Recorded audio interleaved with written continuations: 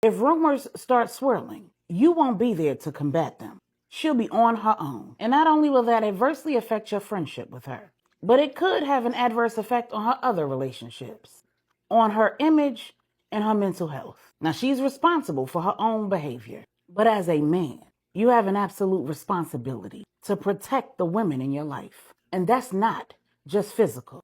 This is Bedtime Stories, Grownup Edition, Genesis, bonus episode 2, part 2. I keep telling y'all not to get used to part 2s of our bonus episodes, but it's so hard to give you all of the subplots in the bonus episodes without giving you 2-part bonus episodes. Now, when we left off in part 1 of bonus episode 2, Zyla had made a rookie mistake. She didn't know enough about tech to know that the location that an incoming call was being made from could be traced if the recipient of that call could keep the caller on the line for at least 45 seconds. Some technology didn't even need 45 seconds. She wasn't in the life, and even though she was a member of the Garcia family, she had no experience with the organization itself. Alejandro Garcia was her second cousin, the first cousin of her father, Benjamin Woodrow Stevens Sr., also known as Big Dro. Throughout Big Wood's childhood, he was called Lil Dro by his family, and he'd been adamant when he got in the game that he didn't want to be called Lil anything, so he'd taken Wood from his middle name, Woodrow. Big Dro's mother and Alejandro's father were siblings, and Alejandro's father had been the head of the Garcia family. As their small family grew and made a name for themselves in Colombia, they also made enemies, resulting in Big Dro's mother deciding that she was going to move to America. She met and married a Black American, Big Dro's father. Growing up, Big Dro knew all about the Garcias in Colombia. He'd had a close personal relationship with his uncle, Alejandro's father. And by the time he turned 15 years old, he was pushing weight for the Garcias in Brooklyn. When he got knocked, he took the bid, spending 30 years of his life behind bars. During that time, the beef in Colombia between the Garcias and the Morenas had reached a fever pitch, resulting in the death of the head of the Garcia family, Alejandro's father, and the promotion of Alejandro to kingpin. When Jira was on her BS, attempting to get retribution against her sister for crimes that the Queen Mother didn't even know she'd committed, she'd colluded with the Ramirezes out of the DR, and then with the Morenas out of Colombia. Once upon a time, the Ramirezes were the 5th family in the 5 families. But when they declared war on the Baptistes, they were excommunicated. And families all over the criminal world were vying for that 5th spot. Alejandro Garcia was able to secure that spot by helping the families take out the Morenas. Obviously, the Garcias had made it to big time in Colombia. Within the 5 families, they were the smallest family, and they were thus the lowest on the totem pole. The only reason they were no longer the smallest family in the 5 families was because of Operation Last Touch. When that battle ended, the Charles family found themselves as the smallest family in the 5 families, bumping the Garcias up to 4th position. When the Garcias joined the 5 families, Alejandro was the youngest kingpin, with Manny, the Queen Mother, Nigel, and Idra all in their 60s. So retirement for him wasn't anywhere in the near future. But the Garcias had learned that they should start grooming their replacements early. And Zyla looked like their best prospect. Not only was she about 15 or so years younger than Alejandro, but she had 3 children, any of whom could be groomed to be her replacement. And while the decision was primarily Alejandro's, he still had to present it to the 5 families. And that's precisely what he was doing at the round table in Dallas, Texas, on the Lopez estate. Everybody was on board except for Q and Angela. They both knew that Big Wood was not going to be happy with this arrangement. Q said, "My brother wanted more than anything else in this world to keep his siblings and his father out of the game. He got in it so they wouldn't have to. And the only reason why he got back in it was for me. I'd be remiss if I didn't say that he wouldn't be pleased with this. So neither am I. Zyla has 3 children who need their mother because their fathers ain't hitting on nothing." And Angela said, "Have you discussed this with Samuel or Charlotte or her father?" Alejandro said, "I haven't. I wanted to present it to you all first. I expected that there would be some objections. Zyla intends to stay in Colombia. So no matter what, training is going to be necessary. She's got to be able to protect herself and her children. Let me get her preliminarily up to speed, and then I'll bring it back to the table. and I'll bring her with me. You all can ask the customary questions and take the vote then. Manny said, a unanimous vote isn't necessary. Alejandro said, after what happened with the Ramirezes and with Stanley, I'd be more comfortable with a unanimous vote. While Alejandro was explaining all of that, his right-hand man, Carlos, got a phone call.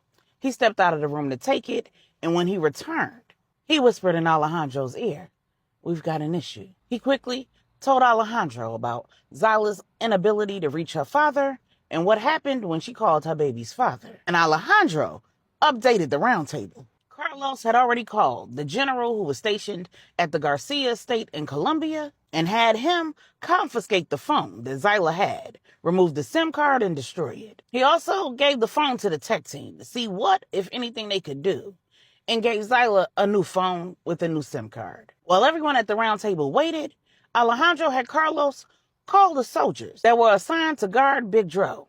Getting no answer from any of them, he had the tech team attempt to track Big Dro's phone. When they couldn't get a location on the phone, they used a burner that was set up with technology that Q had developed. Q was a tech genius. His forte wasn't hacking. It was surveillance. And he developed a hidden tracking system that could be placed in all phones used by the families that could be engaged simply by activating the software on one phone and calling another phone. Once that phone was answered, the hidden tracking system in that phone would automatically activate. Once answered, there was no set amount of time that the person needed to be on the line.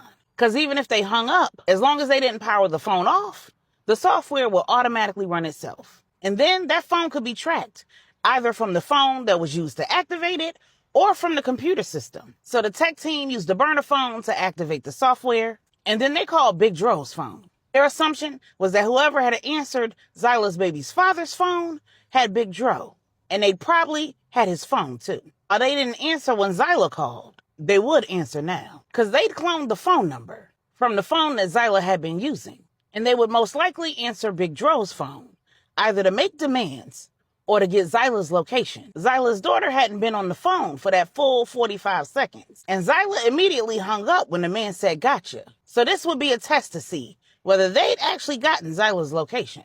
So they had a female member of the tech team use the burner phone to call Big Dro's. After several rings, the phone was answered, but the person on the other line didn't say anything. The female member of the tech team said, Daddy, hello? Hello?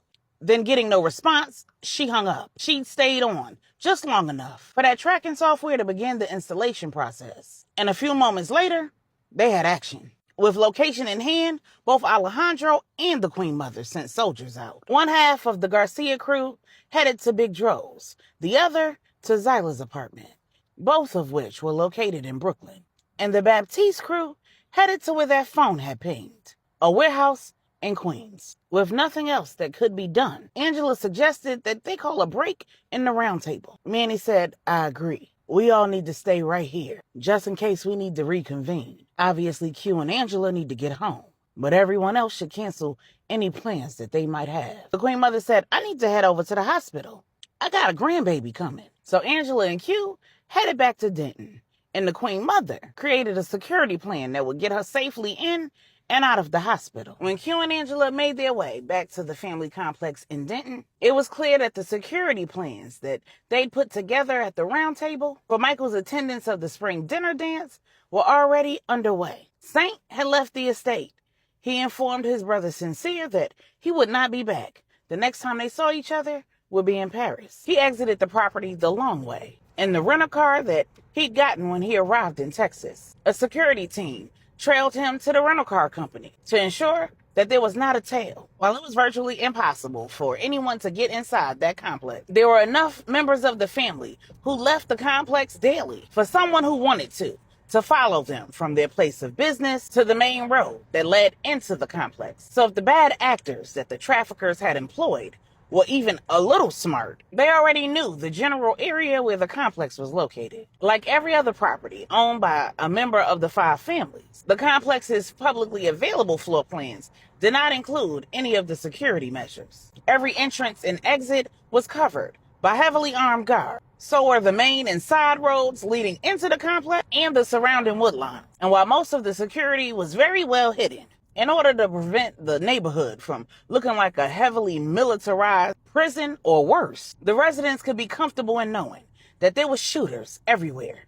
They were locked and loaded and ready for whatever. Because of the interconnectedness of the 5 families, several of the houses in the rear of the complex were being occupied and used by the security teams of the Lopez Baptiste and St. James families to allow the generals heading up the respective families' security teams to remain on the property at all times. Additional soldiers and lieutenants from each family had been assigned to transportation teams, tracking, surveying, and the like. So with a small St. James contingent in tow, Saint returned the rental car, jumped into one of the cars being driven by his security, and headed to the Kawasaki dealership to pick up his brand new Kawasaki H2SX. The bike was fast and as quiet as they came. It handled great off and on road, and it was the perfect way to get Saint on the school's property. He'd reviewed and memorized the school's floor plans, and the sprawling property provided him with plenty of places to hide and a whole lot of space to surveil.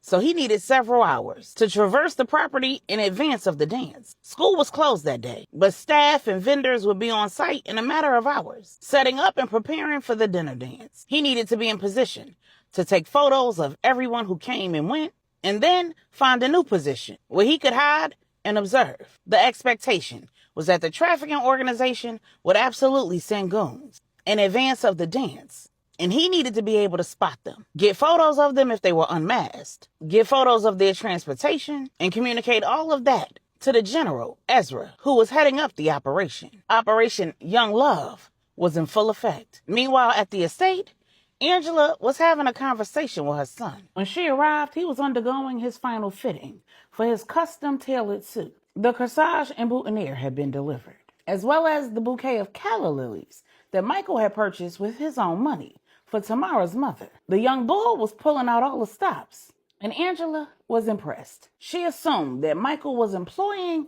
the tips that he'd received at the men's meeting, because while she did access the recording device Q was using while he was at the men's meeting so that Big Wood could be included, he'd listened to the meeting with headphones in, so she hadn't heard a word. She didn't know how much or how little of the things she wanted to address with her son had been addressed by the men, or how. When she asked Q, he said, "What goes on at the men's meeting stays at the men's meeting. You got something you want him to know, you tell him from a woman's perspective."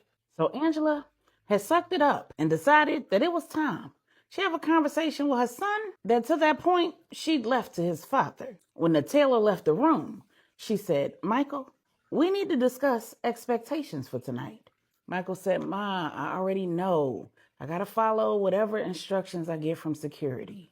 Keep my head on a swivel." Angela said, "Not about that. About you and Tamara." Michael said, "I know. Open the doors, pull out her chair, tell her she looked pretty." Angela said, "Boy, this is hard enough. Can you stop cutting me off? You're 15 years old.